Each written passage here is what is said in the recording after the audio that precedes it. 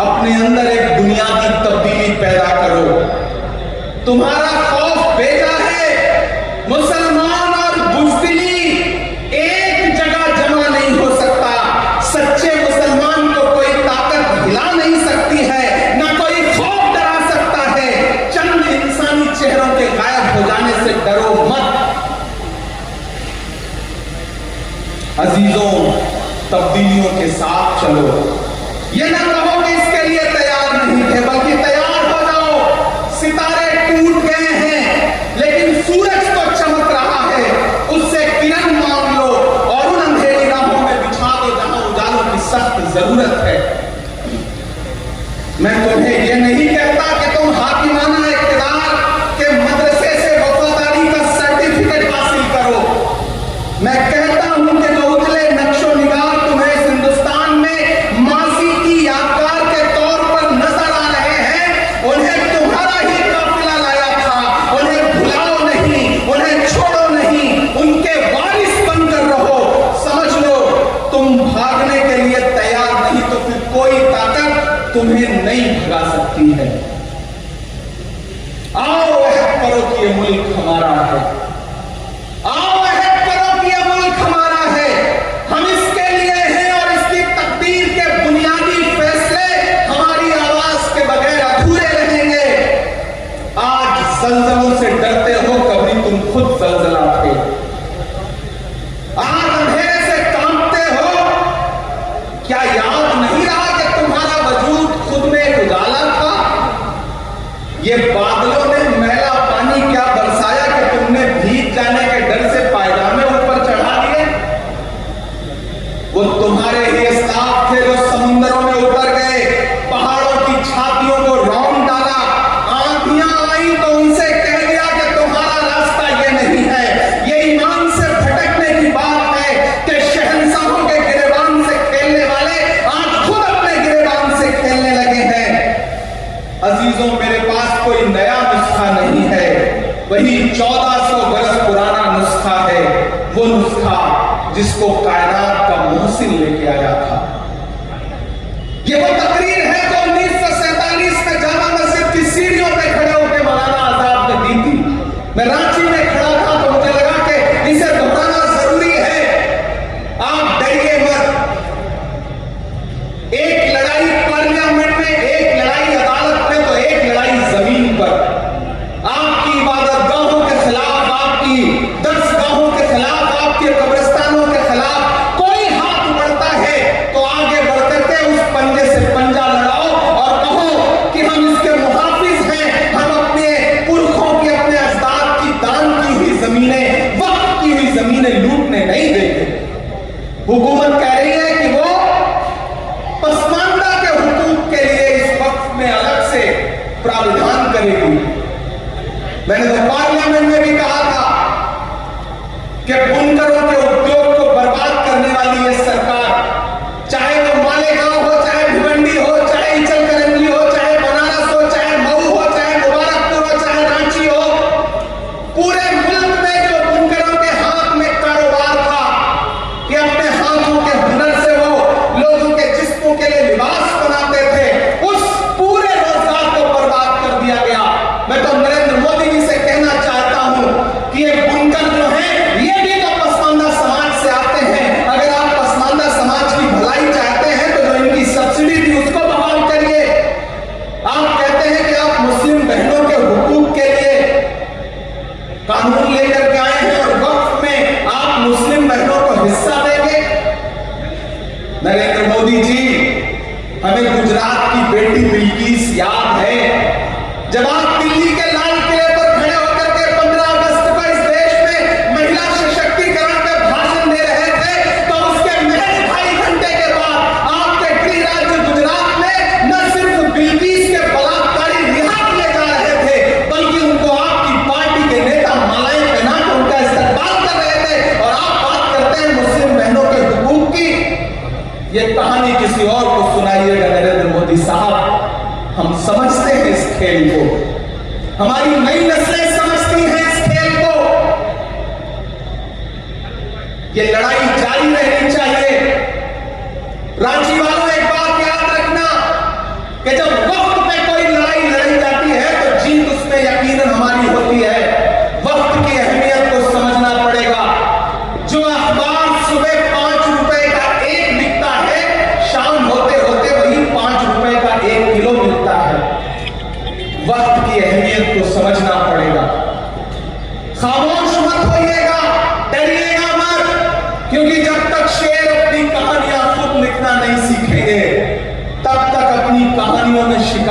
को महान बताते रहेंगे।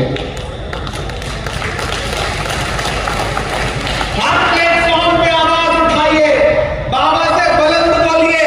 इस देश के सिख भाई, इस देश के आदिवासी भाई, इस देश के दलित भाई, इस देश के पिछड़े और इस देश के अमन पसंद फॉरवर्ड क्लास के लोग भी आपके साथ हैं। वो इस लड़ाई में आपकी बात जो है, आपका साथ देने के लिए तैयार है।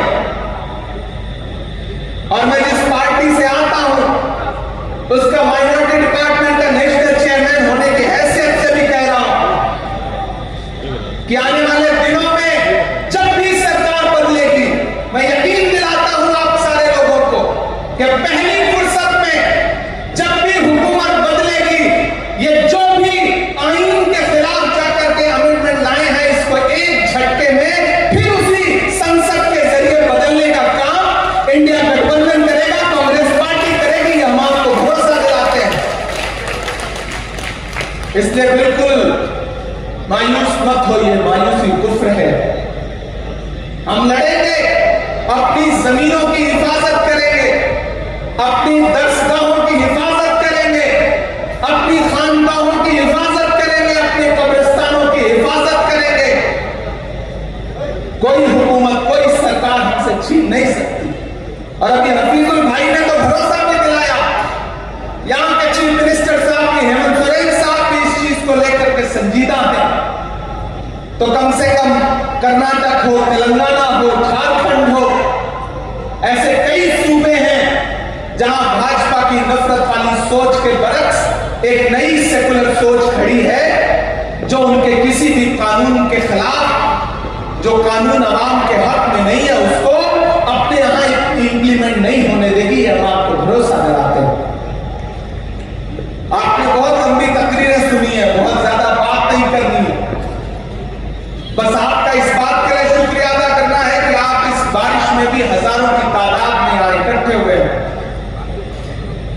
कोई आंधी, कोई तूफान, कोई बारिश अगर आपको रोक नहीं पा रहा है, तो फिर ये आपका जज्बा ही हमारी ताकत है। ये जो हमारे मुस्लिम पर्सनल लॉ बोर्ड के जो तमाम बुजुर्ग बैठे हैं, ये आपके हौसले की बुनियाद पर लड़ रहे हैं। इन्होंने अपनी उम्र जी ली है, लेकिन ये अपने आने वाले मुस्तकबिल के लिए लड़ रहे हैं, अपने नई नस्ल के बच्चों के लिए लड़ रहे हैं। यहां मौजूद एक एक शख्स हमारे इन बुजुर्गों के हौसले के लिए, इनके लिए दुआ के लिए एक एक हाथ उठा करके, ताली बजा करके इनका एहसास दिलाए कि कौम की नई नस्ल आपके साथ खड़ी है। आप पूरे मुल्क में इस आंदोलन की अलग जगा के रखिए, इंकलाब बर्पा करके रखिए। इंशाअल्लाह नई नस्ल आपको जब भी जरूरत होगी, बदन में जो भी लहू है तेरी अमानत है, जहां जहां हो जरूरत वसूल कर लेना। हम सारे लोग किसी कुर्बानी से पीछे नहीं हटेंगे।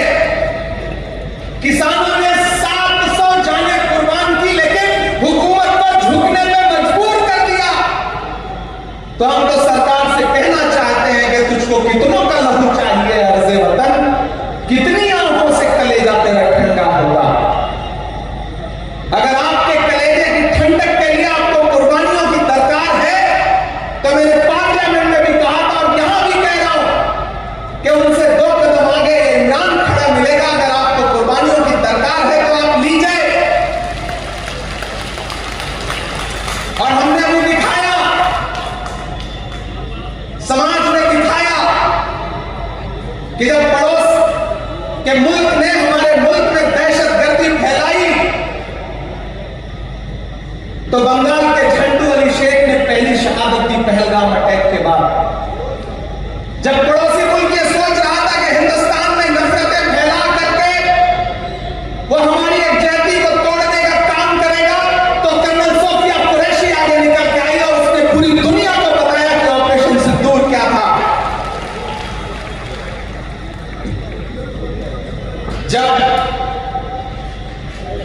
पड़ोसी ये सोच रहा था कि हम भारत को कमजोर करने के लिए कौमों में नफरतें फैला देंगे, तो बिहार के छपरा के बीएसएफ के इंस्पेक्टर मोहम्मद इम्तियाज ने कहा कि मैं इस मुल्क के लिए जान कुर्बान करने को तैयार हूं, और उन्होंने इस मुल्क की मिट्टी के लिए अपनी जान कुर्बान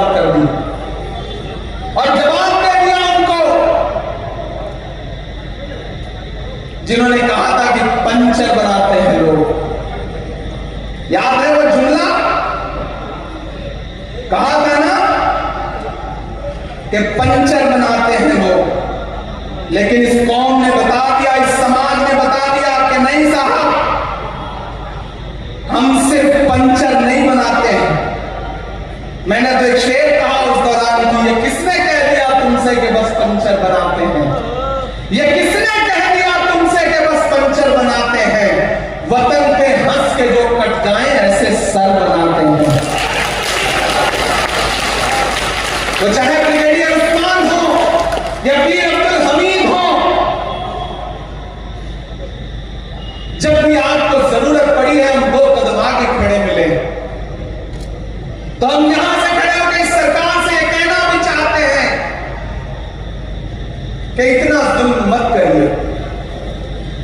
ये बड़े भोले भाले लोग हैं, खुदा ने इनके हाथों में हुनर दिया है, अपने हाथों के हुनर की बुनियाद पर अपने लिए दो रोजी और रोटी का जुगाड़ करते हैं, मेहनत करते हैं, कमाते हैं। इनको कम से कम सुकून से मस्जिदों में इबादत करने दीजिए, खानकाहों में बैठने दीजिए, दरसगाहों में पढ़ने दीजिए और सुकून से कब्रों में सोने दीजिए। हमारी कब्रों पे बुलडोजर मत चलाइए। हम आपसे ये मुतालबा करते हैं और हमें डराइए मत समझना डराने से डर जाएंगे, अब के सारी हदों से गुजर जाएंगे। मत समझना डराने से डर जाएंगे, अब के सारी हदों से गुजर जाएंगे। मौत के नाम का खौफ देता है, क्यों? मौत जिस रोज आएगी मर जाएंगे।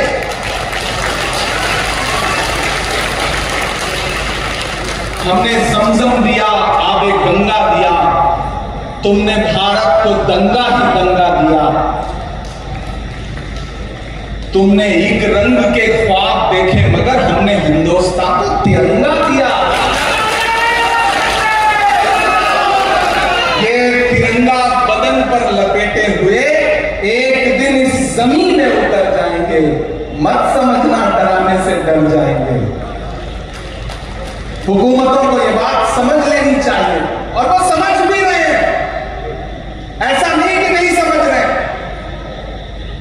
ये वक्त अमेंडमेंट एक्ट पास होने के बाद जो मुल्क में कुछ बहुत सरप्राइजिंग हुआ है, कहीं ना कहीं इस बात का सबूत है कि वो समझ रहे हैं और चाहते हैं कि आपका जहन इससे हट जाए। लेकिन मैं मुस्लिम पर्सनल बोर्ड को सलाम करूंगा कि उन्होंने कहा है कि नहीं, हम जहन नहीं हटने देंगे, हम लगातार लोगों को बेदार करते रहेंगे और बेदार कर रहे हैं। मैं मेंबर ऑफ पार्लियामेंट हूं, मुझे आपकी दुआओं ने पार्लियामेंट में पहुंचाया। मैं आप सबको, अपने बुजुर्गों को भरोसा दिला रहा हूं कि जहां भी जब भी आप सबको जरूरत लगे, या हमारे श्रीनगर से मेंबर ऑफ पार्लियामेंट रूल्ला साहब बैठे हैं, महिबुल्लाह नकवी साहब बैठे हैं, जियाउर रहमान बख्श साहब बैठे हैं, हम सब आपको भरोसा दिलाते हैं कि आपको जब भी जरूरत हो आप आवाज लगाइए। खुदा ने हमें जो भी ताकत दी है उस तमाम ताकत के साथ इस लड़ाई में आपके साथ शाना बशाना खड़े हैं। ये नहीं देखेंगे कि क्या नफा होगा क्या नुकसान होगा, जो होगा होगा। ये लड़ाई बहुत जरूरी है और ये लड़ाई बहुत अहम है। हम इस लड़ाई में आपके साथ खड़े हैं। आपका एक बार फिर से बहुत शुक्रिया। हम इस लड़ाई को जीतेंगे क्योंकि हम हक पर हैं, हम सच्चाई पर हैं। और आप भरोसा करिए कि सच्चाई से बड़ी कोई ताकत नहीं होती। बीच में आपको याद होगा कि जो छोटी छोटी पॉलिटिकल पार्टियां हैं जो आजकल भाजपा के इशारे पे कुछ भी करने को तैयार है, उनके सहयोगी बन के घूम रहे हैं, वो मीडिया में बाइट दे रहे हैं कि नहीं नहीं, वक्त के दिन से कोई नुकसान नहीं होगा। हम मुसलमानों को भरोसा दिला रहे हैं। कौन दिला रहा था? चिराग पासवान दिला रहे थे। कौन दिला रहा था? जयंत चौधरी दिला रहे थे। कौन दिला रहा था? नीतीश कुमार दिला रहे थे। कौन दिला रहा था? अजीत कुमार दिला रहे थे। कौन दिला रहा था? चंद्रबाबू नायडू जी दिला रहे थे। तो मैं तो उन सब से कहना चाहता हूं कि कलम से और न स्याही से बात करना है, कलम से और न स्याही से बात करना है।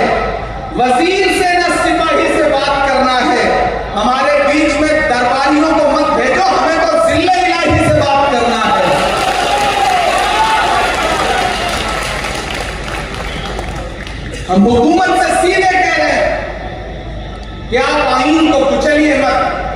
डॉक्टर बाबा साहब अंबेडकर का लिखा हुआ है जो आईन है, ये जो संविधान है, उसका आर्टिकल 14 हो, आर्टिकल 26 हो, आर्टिकल 30 हो, वो इस मुल्क के हर शहरी को, हर नागरिक को ये इजाजत देता है कि वो जैसे चाहे वैसे पूजा कर सकते हैं, इबादत कर सकते हैं, अपने इबादत गाहें बना सकते हैं, अपने गुरुद्वारे बना सकते हैं, मंदिर बना सकते हैं, मस्जिद बना सकते हैं।